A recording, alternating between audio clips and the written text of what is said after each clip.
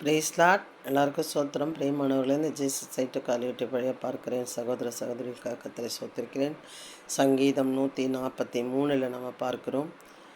இந்நாளிலே தாவீது சங்கீதத்தில் தான் நம்ம பார்க்கிறோம். அவர் யாருமே நீதிமான் அல்லப்பா, நானும் நீதிமான் அல்ல, உம்முடைய நீதியின்படி என்னை காப்பாற்றும் சொல்லி ஒரு விண்ணப்பம் செய்கிறார். எதுக்கெல்லாம் அவர் விண்ணப்பம் செய்கிறார் என்று குறித்து நாம் பார்க்க போகிறோம். கர்த்தாவே, உம்முடைய நாமத்து நிமித்தம் என்னை உயிர்ப்பியும், உம்முடைய நீதியின்படி என் ஆத்துமாவை இடுக்கத்திற்கு நீக்கலாக்கிவிடும், உம்முடைய கிருபையின்படி என் சத்துருக்களை அழித்து என் ஆத்துமாவை ஒடுக்குகிற யாவரையும் சங்கார பண்ணும், நான் உமது அடியேன். அவர் ஏன் இப்படி சொல்கிறாரு அப்படின்னு பார்த்தீங்கன்னா, உம்முடைய நாமத்தின் நிமித்தம் என்னை உயிர்ப்பியும், உம்முடைய நீதியின்படி என் ஆத்துமா இடுக்கத்திற்கு நீக்கலாக்கிவிடும், உம்முடைய கிருபையின்படி என் சத்துருக்களை அழித்து என் ஆத்துமாவை ஒடுக்குகிற யாவரையும் சங்கார பண்ணும், நான் உமது அடியேன். பிரியமானவர்களே, அவர் சொல்கிறாரு, நான் நல்லவன் இல்லைப்பா, நான் கெட்டவன் தான். ஆனால் எல்லாம் அதாவது நான் இந்த கஷ்டப்படுறேன்னா அதுக்கு நான் தப்பு பண்ணல ஆண்டவரே. ஆனால் இந்த கஷ்டத்தை நான் இந்த கஷ்டத்தை அனுபவிச்சிட்ருக்கேன்.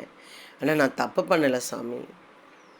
இந்த கஷ்டத்துக்கு அந்த கஷ்டம் நான் படுறேன்னா அதுக்கு நான் காரணம் இல்லை சப்பா, நான் காரணம் இல்லை தகப்பனே. ஆனால் என்னை என்ன பண்ணுறாங்க, ஒடுக்குகிறார்கள், என்னை நசுக்குகிறார்கள்.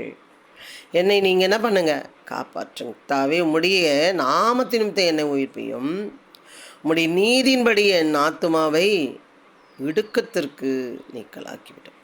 இடுக்கம், பயங்கரமான ஒரு இடுக்கம். நிறைய தப்பு பண்ணார் தாவீது ராஜா. ஆனால் ஒரு தவறே செய்யாத காரியத்துக்கு ஓடுகிறார். மாமனார் நிமித்தம் ஓடுகிறார், மகன் நிமித்தம் ஓடுகிறார், சில ராஜாக்கள் நிமித்தம் ஓடுகிறார். தவறு செய்யவில்லை, அவ்வளோ தவறு பண்ணார், ஆனால் தவறே செய்யாத காரியத்துக்கு ஓடுகிறார். அதனால தான் சொல்கிறாரு, உம்முடைய நாமத்தின் நிமித்தம், உம்முடைய நீதியின் நிமித்தம் இடுக்கத்திற்கு என்னை நீக்கலாக்கிவிடும், உம்முடைய கிருபையின்படி. இறக்கம், தயவு, கிருபைன்னா அது ரொம்ப எப்படி சொல்கிறது, பயங்கரமான பாவிக்கு இறக்கப்படுறது தான் கிருபை. கிருபையின்படி என் சத்துருக்களை அழித்து என் ஆத்துமாய் ஒடுக்குகிற யாவரையும் சங்கார பண்ணும், நான் உமது அடியேன். நம்மளோட பிள்ளைப்பா, மன்னிச்சிருங்க. பிரியமானவர்களை, இதே நிலமையில் ஐயோ நான் தப்பே பண்ணலை சிஸ்டர், என் குடும்பத்தை இப்படி ஒடுக்குறாங்க, நான் நீதியின்படி தான் போய் நிற்கிறேன், சொத்துக்காக நிற்கிறேன், ஐயோ நான் அவங்கள டிஸ்டர்ப் பண்ணவே இல்லை, ஆனால் என்னை ரொம்ப டிஸ்டர்ப் பண்ணிட்டாங்க. சில பேர் பாருங்களேன், நானே பாருங்கள், நிறைய நான் சொல்லுவேன் என்னென்னா, நான் ஒருத்தரை கூப்பிடுறேன், அது வீட்டுக்கு கூப்பிடுவேன், இல்லை ஊழியத்துக்கு கூப்பிடுவேன், இல்லை ஒரு ஃபங்க்ஷன் கூப்பிடுவேன். கூப்பிட்டாக்கா வரலைன்னா நான் விட்டுருவேன், அவங்கள டார்ச்சர் பண்ண மாட்டேன், ரொம்ப டிஸ்டர்ப் பண்ண மாட்டேன், விட்டுருவேன். ஆனால் நிறைய ஊழியத்தில் நான் பார்க்குறேன், என் குடும்பங்களில் பார்க்குறேன், விடாமல் கூப்பிட்டுக்கிட்டே இருப்பாங்க, டார்ச்சர் பண்ணிக்கிட்டே இருப்பாங்க. என்ன இது ஒரு ஆள் சொன்னால் நம்ம கேட்கணுமா அப்படின்னா எனக்கு தெரியல. ரொம்ப டார்ச்சர் பண்ணுவாங்க. அது எனக்கு அன்ஈஸியாக இருக்கும். ஏன்னா அவ்வளோ அலட்சியம். நம்ம தப்பே செய்யாத சில தண்டனை கஷ்டப்படும் போது நமக்கு அது எப்படி இருக்குன்னா ரொம்ப கஷ்டமாக இருக்கும். அதை விட பாருங்கள், மாயை பேசும் வாயும் கள்ளத்தனமான வலதுகரமும் உடைய அந்நிய புத்திரன் கைக்கு என்னை விலைக்கு தப்புவேன். இது 144 சங்கீதம். மாயை பேசும் வாய்க்கும் கள்ளத்தனமான வலதுகையும் உடைய அந்நிய புத்திரன் கைக்கு என்னை விளக்கி தப்புவேன். மாயை பேசுகிற ஆளுங்களை பார்த்தாலே எனக்கு உண்மையிலே சொல்கிறேன், சில பேர் கடினமான இருதயம் இருக்கும் அவங்களுக்குள்ள. இது ஏன் இப்படி இருக்காங்க அப்படின்ற மாதிரி இருக்கும். அவங்க அவ்வளோ கள்ளத்தனம் இருக்கும். கள்ளத்தனத்தோட பரலோக ராஜ்யத்துக்கு போக முடியாது. வெள்ளேந்தியாக இருக்கணும், உண்மையாக இருக்கணுன்றார் ஆண்டவர். நம்ம வெளுத்ததெல்லாம் பாலான்னு நினைக்கக்கூடாதுன்னு ஆண்டு சொல்ல. புறாவை போல் நீங்கள் என்ன பண்ணணும், கள்ளங்கப்படம் இல்லாமல் இருக்கணும். ஆனால் சர்பத்தை போல் நீங்கள் என்ன பண்ணணும், கவனமாக இருக்கணும்னு சொல்லி. ஆனால் நிறைய நேரங்களில் எல்லாத்தையும் நம்ம சொல்லி விடுகிறோம். ஆனால் சில பேர் கடினமாக இருப்பாங்க.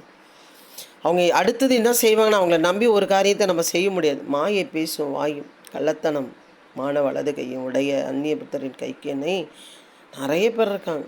கிறிஸ்துக்குள்ளே நிறைய பேர் இருக்காங்க. ஐயோன்னா இப்படி இருக்காங்களா அப்படின்னு நமக்கு தோணும். ரொம்ப அடமெண்ட்டாக இருப்பாங்க. ரொம்ப ஒரு மாயமானமான இருக்கும். அவ்வளோ ஒரு கடினமான இருதயமாக இருக்கும். கடைசி வரைக்கும் நம்மளை ஒரு எப்படி சொல்கிறது, நம்மளை ஒரு அலட்சியம், ஒரு பைத்தியக்காரியை போல் பயன்படுத்தியிருப்பாங்க. அது நமக்கு அது கஷ்டமாக இருக்கும். இப்படி தாவீது என்ன பண்ணுறாரு, இப்படிப்பட்ட காரியங்களெல்லாம் அவர் கஷ்டப்பட்டு கொண்டு வருகிறார். பிரியமானவர்களே, ஒருவேளை உங்கள் வாழ்க்கையில் இப்படிப்பட்ட நபர்கள் இருப்பார்களானால், இப்படிப்பட்ட ஆட்கள் இருப்பார்களானால், நீங்கள் என்ன பண்ணணும்னா செபிக்கிறவர்களாக இருக்க வேண்டும். எப்படி சொல்கிறான் பாருங்கள்.